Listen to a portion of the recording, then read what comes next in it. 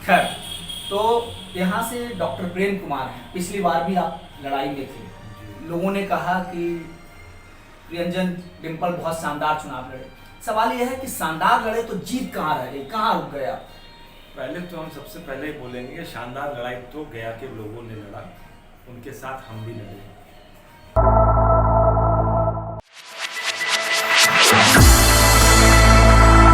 नमस्कार, मैं हूं कुमार साहिल और आप देख रहे हैं एनबीसी। दरअसल बिहार में चुनावी तापमान अपने उफान पे है और ख़ास करके हम जिस जगह पे हैं वो जगह है बोध गया। गया के अपने अलग अलग महत्व हैं। जहां विष्णुपद को लेकर के अलग मान्यताएं हैं देश में, तो बोध गया को लेकर के पूरी दुनिया में एक अलग मान्यता है। यहाँ से sitting MLA doctor Prem Kumar हैं, बीजेपी के कैंडिडेट हैं। उनको टक्कर दे रहे हैं, उनसे सामना कर रहे हैं। युवा तुर्क यहाँ के कहे जाते हैं, नई तरह की डिस्कोर्स में यकीन रखते हैं। सबसे पहले मैं उनका अभिनंदन करता हूँ, इस्तकबाल करता हूँ प्रियरंजन जी डिम्पल जी का। जी जी, सभी लोगों को प्रणाम। हम लोग सवाल पे आएंगे और सवालों की फहरिस्त थोड़ी लंबी होगी, तो एनबीसी के दर्शक ये भी चाहेंगे कि आप कन्नी ना काटें सवालों से, क्योंकि चुनावी माहौल है तो छोटे शब्दों में जो है निकल जा रहे हैं। हम कह रहे सवाल से आप कन्नी मत काटिएगा जी, ये जितना सवाल है उतना पूछिए जी। खैर, तो यहाँ से डॉक्टर प्रेम कुमार हैं। पिछली बार भी आप लड़ाई में थे। लोगों ने कहा कि प्रियंजन डिम्पल बहुत शानदार चुनाव लड़े। सवाल यह है कि शानदार लड़े तो जीत कहाँ रह गई, कहाँ रुक गए आप?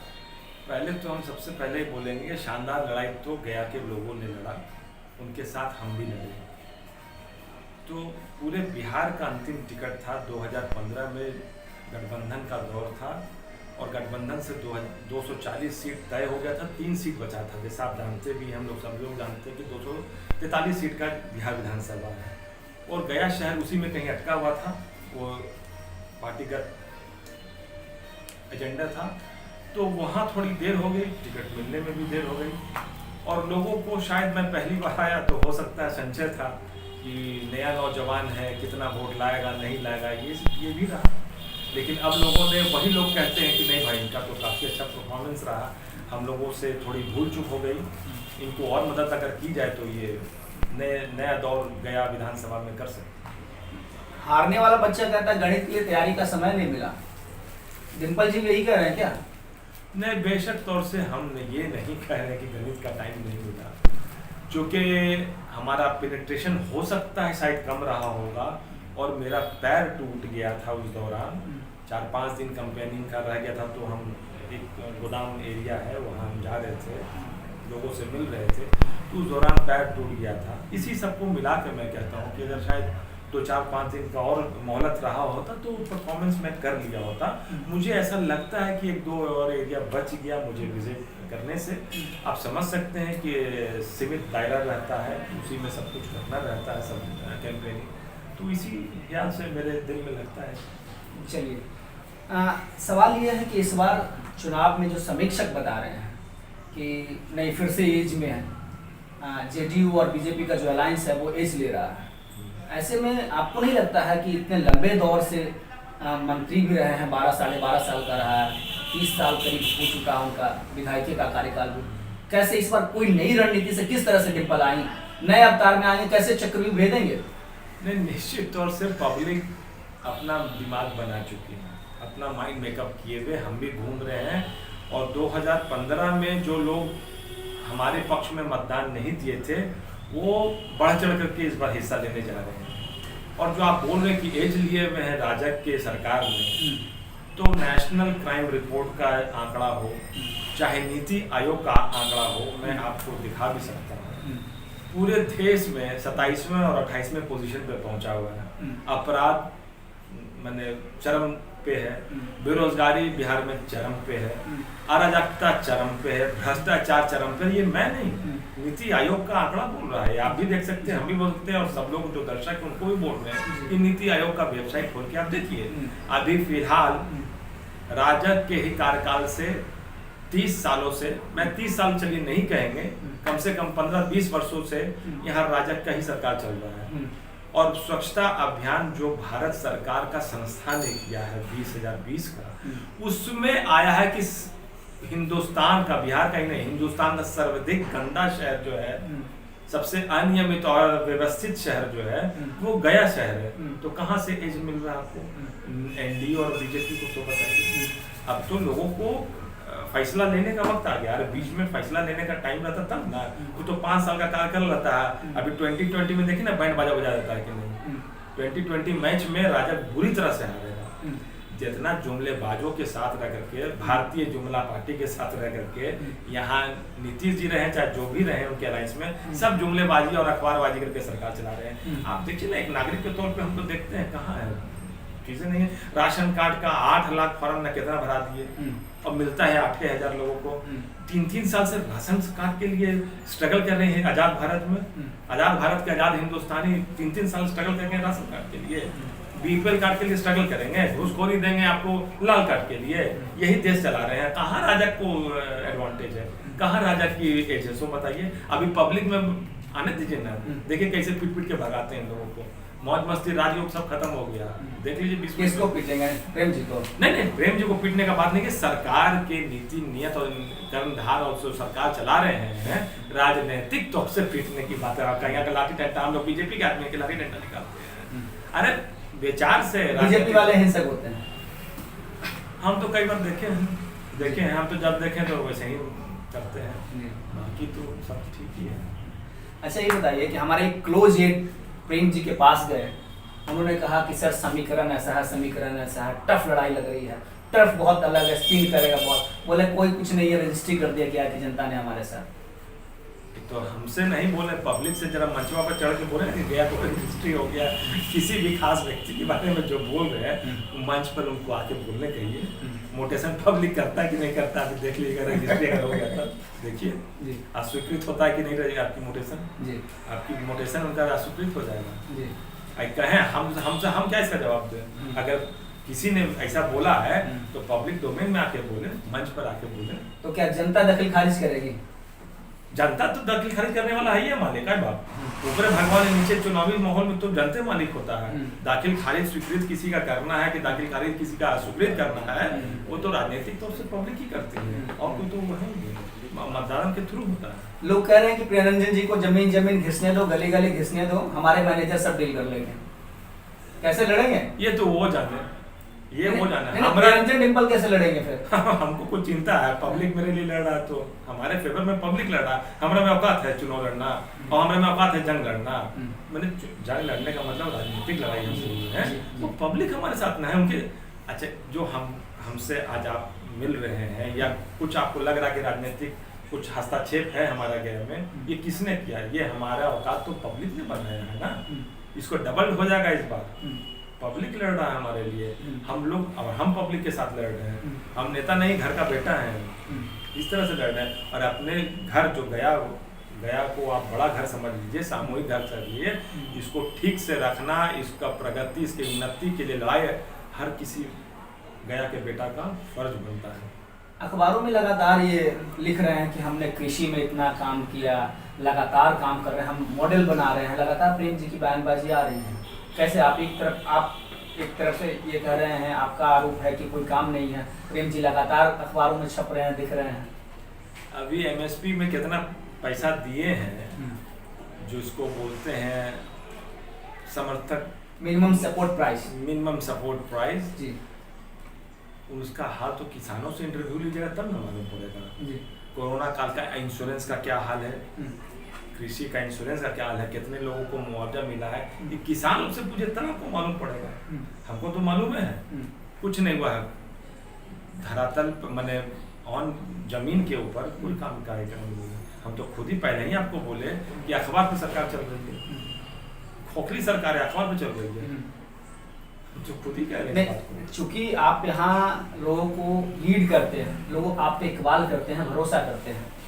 जब मोक्षदायिनी गया इतनी गंदी हो रही थी तो क्या आपने भी, अब चूंकि आपके ही विधायक प्रेम कुमार थे जब वो जीत करके आए, मंत्री भी थे, तो आपने भी क्या उनसे कम्युनिकेट किया? क्या डिम्पल जी ने भी कम्युनिकेट किया कि नहीं देखिए ये दिक्कत हो रही है?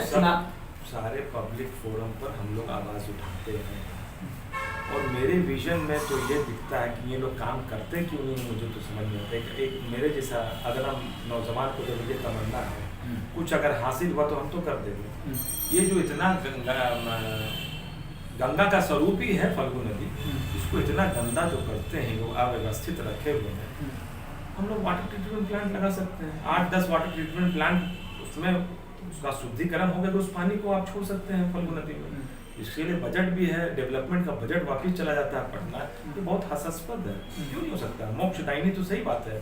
आपको मालूम होगा सरकार का पिंडदान सब कर दिन है, अभी अंदर गया में जाकर देखिए। अच्छा, हाँ, मुक्ति हो गया है सरकार से। हमने बोल रहे हैं, ऑन रिकॉर्ड है, जाके देखिए ना, कल ही परसों आया था, हम तो अखबार में देखे, सब दे दिए ने उनको, पिंडदान हो गया है आपकी। नहीं, हम लोग को जानकारी मिली कि प्रेम जी का पिंडदान और सरकार का पिंडदान हो रहा है, तो आप इसमें क्यों रखते हैं पिंडदान हो गया तो जो ब्रह्मभोज होता है तो उसमें कौन सी मिठाई, कौन लोग मिठाई खाएंगे? भाई मिठाई खाने का कहाँ सवाल है? ये तो जब ब्रह्मभोज होता है वो तो धार्मिक अनुष्ठान होता है। अब पिंडदान का मतलब गया में आप समझ सकते हैं। ये तो मैं नहीं, हम भी दर्शक दीर्घा में बैठे हुए हैं। पिंडदान करने वाले गया के लोग थे जो घाट पर कीने, हम तो कल परसों अखबार में देखे। तो मतलब पर्दे के पीछे डिम्पल जी थे? हम कहाँ थे? ऐसा नहीं, आज तो आप बोल रहे हैं, हम कहाँ थे? हम तो जिसे गया के नागरिक है वो हम भी एक मतलब सामने नहीं कह रहे हैं, मतलब कहीं रोल था क्या डिम्पल जी का? नहीं, मेरा रोल नहीं था जी। शायद लोगों के जो मनसा थी वो परिलक्षित हो रहा था पिंडदान में, जो लोग इन्वॉल्व थे उसमें, वो गया के लोगों की मंशा थी और वही परिलक्षित हो रहा था वहाँ घाट को। ठीक ही कर रहे थे। अब देखिए बहुत दिन हो गया, काम सुचारू तरीके से होना चाहिए। सिर्फ जुमलेबाजी कर करके या गुमराह करके ये ठीक बात नहीं है। यातायात आज भी हम जब जा रहे थे देखे कि पूरा रमना रोड, पूरा जीवी रोड क्रॉस करने में 1 घंटा का समय लगा। एक भी सिपाही, एक भी ट्रैफिक पुलिस या एक भी ट्रैफिक सिग्नल नहीं है। अंतर्राष्ट्रीय स्तर का शहर है गया, एक ट्रैफिक सिग्नल है, परेशान तो पब्लिक है, कोई देखने वाला नहीं है। किस बात का इतना बड़ा प्रशासन और किस बात का इतना बड़ा सरकार? आप छोटा ही सा चीज को उदाहरण को लीजिए ना, यातायात का सुविधा नहीं दी, एक सिपाही भी नहीं है आपका, ना जीपी रोड में था ना कहीं रमना रोड में था। आप सुचारू ढंग से अभी तक पानी की व्यवस्था नहीं की है। फल्गु नदी में हमारा बगल में है, अच्छे से प्लांट लगा करके, और सुना है उधर पहाड़ के ऊपर कहीं प्लांट लगाए थे बुटको वाले ने, अभी तक कहाँ सुचारू? आप 4 नंबर वार्ड में जाइए, बैरागी में जाइए, आप गेवाल बीघा में जाइए, सब जगह पानी का किल्लत है। और पानी किसको चाहिए? अच्छे हम जो थोड़े पैसे से समर्थवान है वो तो बोरिंग करा के कर रहे हैं। पानी की जरूरत जो आम लोग हैं, जिनसे देश बना है, जो सफर उनको जरूरत है, जिनसे देश बनता है, जो देश का फैब्रिक है, जो देश का कलर है, उन लोगों को पानी का नहीं मुहैया हो रहा है। स्कूलों की हालत वही है, इंफ्रास्ट्रक्चर जो हम लोग आधारभूत संरचना का जो बात करते हैं उसका वही है। आप कोरोना काल से भी हम लोग गुजर रहे हैं, अभी हाल में ही देखा कि NMCH का क्या हाल है। मरनासन जाना और हॉस्पिटल जाना, सरकारी हॉस्पिटल जाना एक ही जैसा है। कितना तकलीफ दे बात होता है जब जान पे आफत आता है, सुविधाएं व्यवस्था नहीं मिलता। हम लोग आजाद भारत में इतने लंबे दौर से चल रहे हैं। आंकड़ा तो ये कहता है कि 29 जिला में 50 जिला ऐसे हैं जहाँ 50 से भी अधिक बेड नहीं है। गया में जो वेंटिलेटर है वो 40 या 30 वेंटिलेटर है, ICU साइड 9 गो है, 4 गो है, यही हालत है। और अब पूरे आप सेंटर बना दिए, बाकी जो इलाज कोरोना के अलावा जो इलाज की जरूरत है वो नगण्य है अभी तक। ये तो डॉक्टर लोग हैं जो थोड़ी बहुत बचा के रखते हैं स्वास्थ्य सुविधा को। सरकार के अगर दौर से आप देखें तो सरकार की तरफ से तो नगण्य है स्वास्थ्य सेवाएं। किन बातों को हम वर्णन करें, बहुत सारी कमियां हैं। नहीं, गया के लिए आप चूंकि गया के नेता हैं, गया के लोग को लीड करते हैं, गया के लिए क्या एजेंडा है? डिम्पल जी का क्या एजेंडा है? क्या किस मुद्दे को चुन के आते हैं, क्या करेंगे? पहला काम क्या होगा? देखिए, सबसे पहला काम जो हमको दिखाई पड़ता है यातायात को रेगुलराइज करना है, पार्किंग का व्यवस्था करना। एक कल्पना है जैसे ग्रेटर नोएडा आप तो जानते हैं, उसी तरह से शहर के चारों तरफ ग्रेटर गया का कॉन्सेप्ट हो सकता है। सस्ते दाम पे रिहायशी घर को, कमर्शियल कॉम्प्लेक्सेस को, स्कूल की और कॉमर्शियल प्लेसेस का व्यवस्था सरकार कर सकती है। सरकार के हस्तक्षेप से इन चीज़ों का बढ़ावा मिल सकता है। आधारभूत संरचना में भी बदलाव होना चाहिए। बड़े बड़े उद्योग धंधे नहीं लग सकते, अभी मैं समझ सकता हूँ, अभी थोड़ा बिहार उतना परिपक्व नहीं हो सका है, लेकिन छोटे बहुत जो एग्रो बेस्ड इंडस्ट्रीज है, जो लघु उद्योग है, जो हमारे ग्रामीण उपज पे जो आधारित है, उन चीज़ों का हम लोग यहाँ पर लगा सकते हैं। और उसमें सरकार एक मार्गदर्शन का काम कर सकती है, मार्केट प्रोवाइड कर सकती है, लाइसेंस हम सिंगल विंडो बड़ी सुने थे, हम भी नौजवान हम भी सुने थे, लेकिन सिंगल विंडो के कॉन्सेप्ट तो अभी तक कुछ आया नहीं है। हम तो 6 साल और यहाँ 15 साल से इंतजार कर रहे हैं। वो सब चीज़ को इजाव करना चाहिए। नौजवानों को फाइनेंस ठीक से नहीं मिलती है। भैया आप फाइनेंस नहीं दीजिएगा तो उद्योग धंधे का खाने कहाँ लगाएंगे? हम करते हैं। आप देखिए बहुत अफसोस की बात है, हमारा हिंदुस्तान तीसरा सबसे बड़ा अर्थव्यवस्था था आज से कुछ ही साल पहले, 5-6 साल पहले तक घिसकते आज हम बहुत पीछे चले गए। तो इन सब चीज़ों पे बहुत ध्यान देने की जरूरत है। गया में वेयर हाउसेस नहीं है, रख रखाव जो बड़े व्यापारियों की जगह है वो होनी चाहिए। आप गोदाम में जाइए तो जो पब्लिक कन्वीनियंसेस बोलते हैं, जो प्रसाधन का जो जगह है वो नहीं है। वहाँ एक पुलिस का चौकी होना चाहिए, ट्रैफिक पुलिस नहीं है। ये सब चीज़ें हैं जो बेहतर होने की ज़रूरत है। स्कूल कॉलेज का रख रखाव, धार्मिक स्थलों का रख रखाव, ये सब बेहतर होना चाहिए। ये सब जब दिमाग में है ये सब चीज़ें बहुत काम करने का तो बहुत कुछ ऐसा हुआ है। नया अस्पताल जैसे कोरला हॉस्पिटल जो है हमारा ऐसे ही अबेंडन पड़ा हुआ है। कोरला हॉस्पिटल को हम लोग नए तरीके से एक नया सेंटर बना सकते हैं, स्वास्थ्य सेंटर बना सकते हैं। NMCH को हम लोग बेहतर कर सकते हैं। हमारा JPN हॉस्पिटल है, जयप्रकाश नारायण हॉस्पिटल, उसको आधुनिकीकरण कर सकते हैं। ये सब चीज़ें हैं दिमाग में। अच्छा, विधायक के तौर पे तो रेम जी पे आपके बहुत सारे आरोप हैं, कृषि मंत्री के तौर पे कैसे रहे हैं? मैंने अभी तक तो आरोप का बात नहीं किया। मेरा सबसे प्रथम आरोप यही है कि उनके जगह पे कोई भी रहते हैं और प्रेम जी ही क्यों ना है, 20 साल एक लंबा अरसा होता है और वो भी डॉक्टर लगा हुआ है, तो ये क्या इलाज कर रहे हैं? इलाज तो ऐसे होना चाहिए था, चकाचक सिंगापुर ऐसा हो जाना चाहिए था। जिस डॉक्टर को 30 साल से नर्वस मालूम है और अभी तक इलाजें कर रहे हैं, कैसा डॉक्टर है समझ सकते हैं। इसका मूल्यांकन करने का वक्त आ गया है और मूल्यांकन करके एक अपील भी है कि गया के लोग मूल्यांकन करके सही निर्णय लें। वक्त आ गया है, 2020 का मैच है। इस मैच को गया को स्मिता के लिए जीतना है हम लोग को, गया बनाने के लिए, नया उजाला करने के लिए, नौजवानों के लिए, और चाहे किसी भी वर्ग के हो, अगड़ा हो, पिछड़ा हो, दलित हो, माइनॉरिटी हो, कोई भी जो गया के सम्मानित नागरिक हैं उनके लिए हम लोगों को लड़ाई लड़नी है और गया की आज़ादी और गया की स्मिता के लिए हम लोगों को आगे बढ़ना है। वक्त आ गया है, हम लोग अब सड़क पे रहेंगे और इस मुहिम को तेज करेंगे हम लोग। जी बहुत बहुत शुक्रिया प्रियंजन जी, आपने बेशकीमती वक्त दिया। और अब प्रियंजन जी कह रहे हैं कि 30 साल से डॉक्टर हैं, नब्ज भी इनको पता है लेकिन इलाज नहीं हो रहा है। तो सवाल मौजूद है कि ये इलाज क्यों नहीं हो रहा है? अब ये आने वाला वक्त तय करेगा कि जो बिहार और गया के जो मतदाता हैं इस डॉक्टर को दोबारा लेकर के आते हैं या फिर नए युवा तुर्क को गया की कमान देते हैं। ये भविष्य के गर्भ में है। हमसे बने रहने के लिए, चुनाव से अपडेट होने के लिए आप ANBC में बने रहिए। बहुत बहुत शुक्रिया जी। सबों का धन्यवाद, सबों को प्रणाम, सबको शुभकामनाएं।